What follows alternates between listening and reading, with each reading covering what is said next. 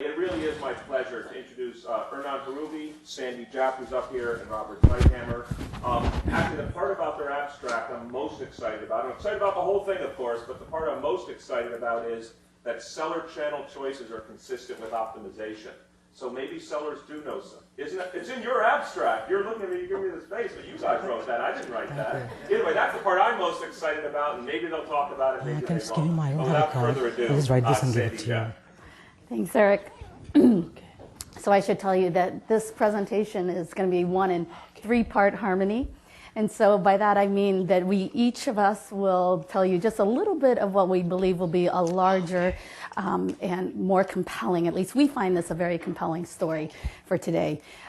So first, though, let me just thank Winnie, let me thank MSI, and say that we are thrilled to be here. So if you think about yesterday's talks, what we see is a legacy TV channel, and then we see the addition of an online channel. And in our talk today, you're going to see the same sort of similarities. Unlike some of the talks you've seen so far, we actually have outcome variables here. So we will tell you about the probability of sale. We will tell you about the impact on price premiums for cars in these markets. Okay.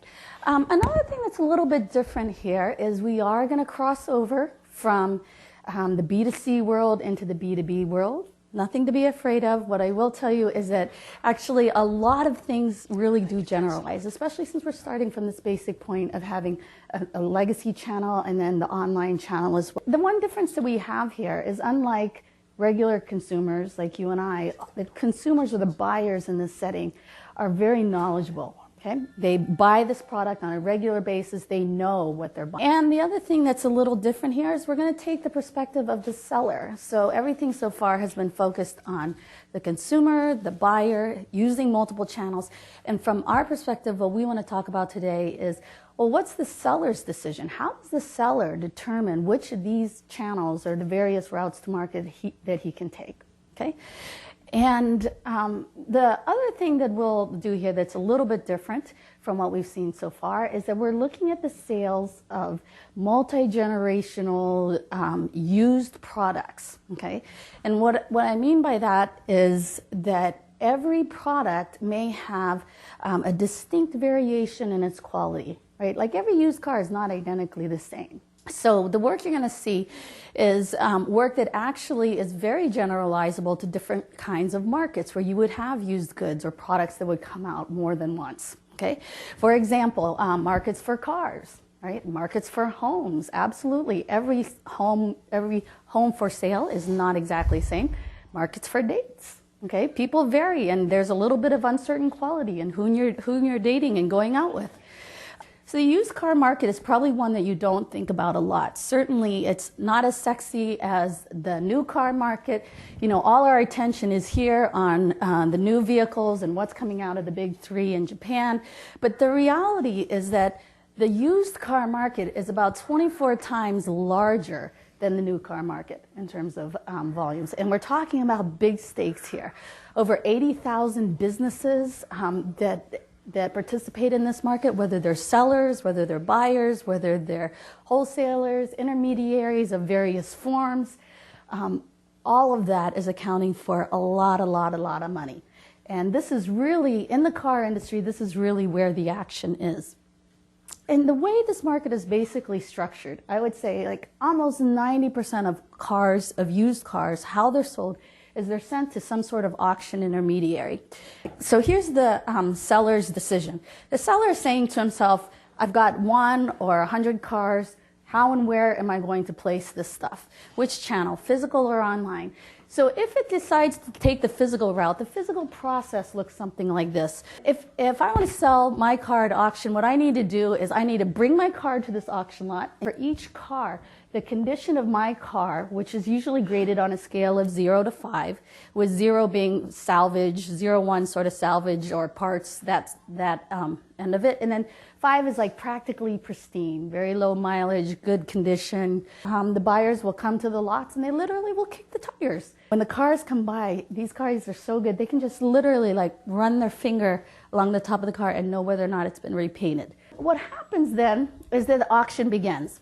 The car will be driven down the lane, it'll idle there for 30 seconds, and for that 30 seconds, the auctioneer will start the bidding. The bidding happens just so quickly. I naively thought that, you know, I'm going to see people like hold up their signs like you sort of see in an art auction. No, they would just like lift up their eyebrow or just wink or something very subtle like that. And in fact, the person that I was with, my host said, you know, don't gesture too wildly, you might walk away with the car. So I was like, okay. You know, it's very dynamic, it's very exciting. And that's why I highly recommend it as a field trip. The other option as a seller is to go in the online channel. And in the online channel, you can see in this study, we sort of disguised the name of our intermediary throughout all of this. But basically, the benefits is you have instant access to a much larger supply. You have instant access to a much larger buyer base. Now the data. This auctioneer that we work with probably runs about 1 million cars through their auctions every year. Only a very small fraction of those are actually being sold both online and physical, because the online market in this particular case is only about a few years old. It's relatively new. We basically took out only those transactions that were potentially completed both online and in the physical. Okay, so we got rid of a lot of stuff. So now we're down to about 330,000 observations. And you can see that the proportion of how they're listed, both physical, online, and then what proportion of them actually sold through. The other number that's worth remembering is something that we're going to call the valuation number. So the valuation number of the car is basically a number that includes the make, model, mileage, the year of the car, okay, and whatever it's sold for based on a 30-day moving average. And in this particular data set that we'll show you, all of our cars are about 2006 and newer. And these are the various models that will be in the data set today. So Robert's going to come up, and basically what we're going to try to do is we're going to try to give you a sense of the seller's strategy across the multiple channels. Right? And so you can sort of think of this, if it's possible to do this, as Robert's going to come up and tell you a little bit about the seller and his cost, and he's going to try to characterize the different strategies that a seller might use. So the idea is that we sort of have two distinct parts, but of course it's sort of hard to talk about each one completely individually. So you might see a little overlap. Okay? Robert? Well, thanks, Sandy. So as Sandy said, there's going to be a single car. The car is going to be a Corolla. I think the Corolla is the #1 selling car in the US, so that's a good one to pick. This is just a reminder that when I say car, the beauty of this data is that I don't have to worry about its year and mileage and all that. I just need to know two things. The price expectation is how much, basically, very, very similar cars have sold in that market in the recent 30 days, and its condition. The condition, we can follow up on the question about grading, is very detailed, and it covers all things like body defects, previous repair parts, interior, etc. The reason that that's kind of important is that since we only look at Corollas, I can focus on a Corolla in a given condition, in a given price expectation, and sort of see what's left, see what kind of variation there is left. Here are the different conditions, and here is basically the probability that a car that's on condition is sold in the different channels. Green is internet, blue is physical lane. This is restricted to sellers who've listed a car online at least once, or sold online at least once. So there is a bunch of sellers out there who don't even list online. But those sellers who have actually experienced online channel behave exactly the same across channels. So that was kind of the first surprise we had. That you find bad condition cars online just as often as you find bad condition cars offline. Here's the histogram of what cars are actually sold online. And while the green line does dip below the blue line, there are fewer sales of these lower condition cars. There is enough of these cars actually sold even in the rough condition online. And the big difference, now we're starting to find differences. It turns out that it's just much easier and much quicker to sell the car in the physical lane. This is a result of, first of all, the listing decision by the seller and the prices that they're asking for. And you can sort of see that it seems that they're asking kind of prices that are a little too high online, and so they're not selling as often as they would be in the physical lane. Another interpretation would be that it's just a thinner market online, or which of course goes directly against this idea that online access is a broader buyer base? Who knows? First, when we saw this, we thought, well, what's happening here is that the online channel is like gambling.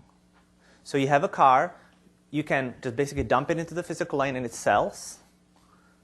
Or you can gamble online, see if you can get a good price for it. And if it doesn't work, you can always go back to the physical lane. So now that you know the model, I can tell you a few more things.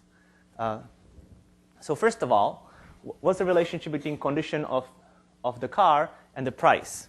Well, sure enough, the worse the car, conditions lower numbers, you sell for much less money. And this is where, now you see the benefit of having that price expectation calculated for us. I don't have to condition on year, mileage, and all that stuff about the car, because what I'm plotting here is a margin between the price that actually occurred and the expectation that was given. We find that offline, the price is higher if the condition is really great, and lower if the condition is really poor. It's a flatter function online. This is all very nice. I can show you about the relationship between condition and price, but that's not what we came here to do. We came here to show you about the choice of channels. And here's what's happening. If you look at all the cars that actually end up being sold, all the Corollas that end up being sold, then, and by the way, these are all only condition 3 Corollas. This is really the same car. And this is what Sandy was trying to suggest. We have enough of basically replicates of the same vehicle over and over and over being sold that we can sort of get rid of any sort of car heterogeneity explanation of this. So 11,000 condition 3 Corollas, where do they get sold? In the physical lane. If you look at the cars that have ever been listed in an online channel by those sellers, only half of them end up being sold there. So these ovals are always terminal nodes. And how do they get there? What's the path from the first listing ever to sale? That's on this slide. Looks a little messy. Let me tell you a little bit about what it is like. The ovals are terminal nodes, and they add up to 100%. So basically, the percentages here are percentages of all cars ever sold. There's some listings that just sell, but if that doesn't happen, basically these cars end up being sold through the physical lane. So our initial explanation has to be sort of nuanced a little bit. It's not that sellers gamble online stupidly and never sell there and move on and end up selling the car somewhere else. They actually gamble in a way that some of those cars do end up being sold, 44% of them.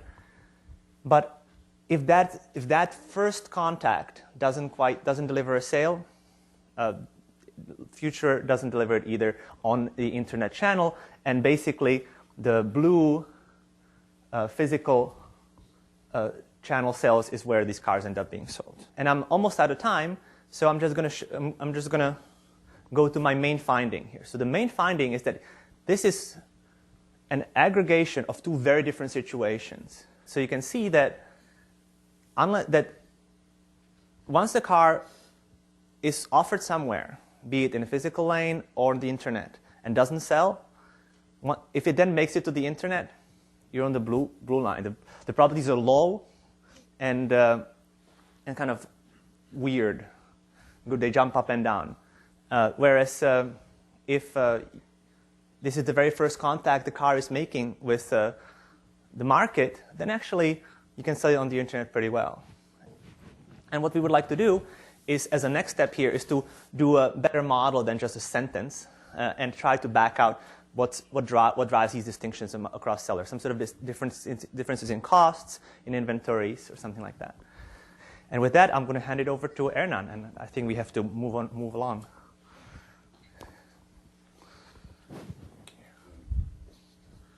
Okay, so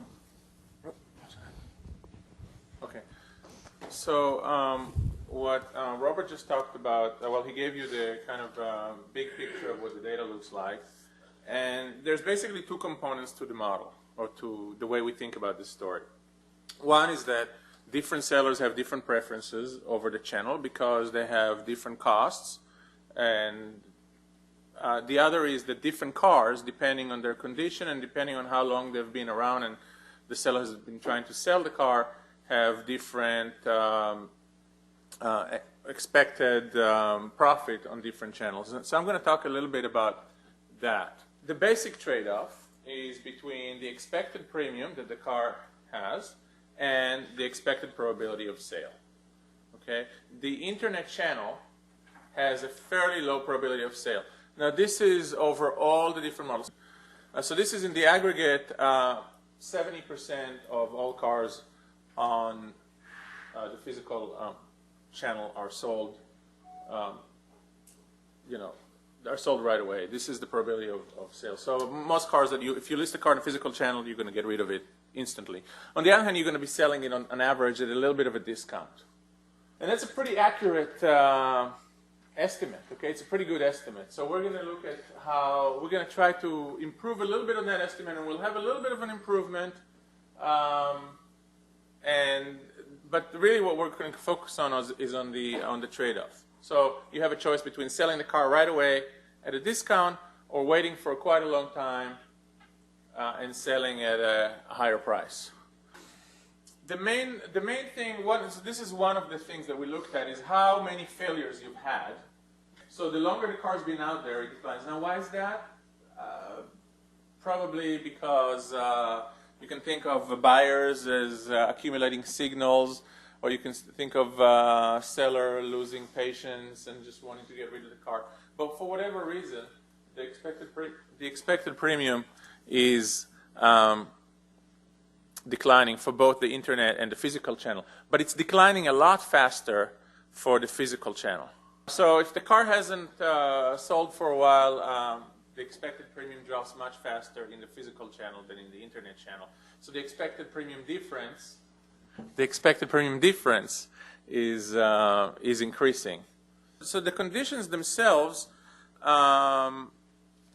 there is a positive correlation between a number of failures and predicted premium difference, but we're not seeing the sellers necessarily react to that in their format choices. Although there's some evidence, but we're not really seeing that.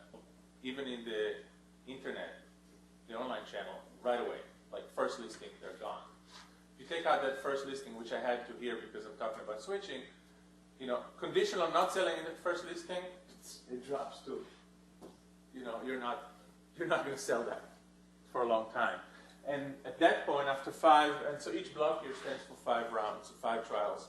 So at that point, if after 5 trials you haven't sold, you're going to switch to, or after a certain number of trials that you haven't sold in the internet channel, you get impatient and you said, I just want to get rid of that car, and you move to the physical channel. We are able to beat the premium prediction by about $31, but we are able to beat the probability of sale by quite a bit, and that translates to about almost $400. Okay, good. So there's a trade-off. The way we think about it is there's a trade-off between premium and probability of sale, and that trade-off may be different for different sellers, as Robert pointed out, and that variation of trade-off exists in different dimensions, including model, condition, and the dynamic path that the car has taken so far. We can predict premium, we can predict sales probability, and we can predict switching points. And we're getting that in the physical, or it may not be a bias, right? Because if you think about it, most cars are sold in the physical channel, and relatively a very few cars are sold in the internet channel. And so, that may not be a bias. It's just that in the 2 channels, what we're finding is that one of them you're a little bit, you're going to get a little bit of a higher price than that prediction, and in the other channel, you're going to get a little bit of a lower price. And these are an average. And with that, let's thank Sandy and Robert. Let's take a break and come on back in 15.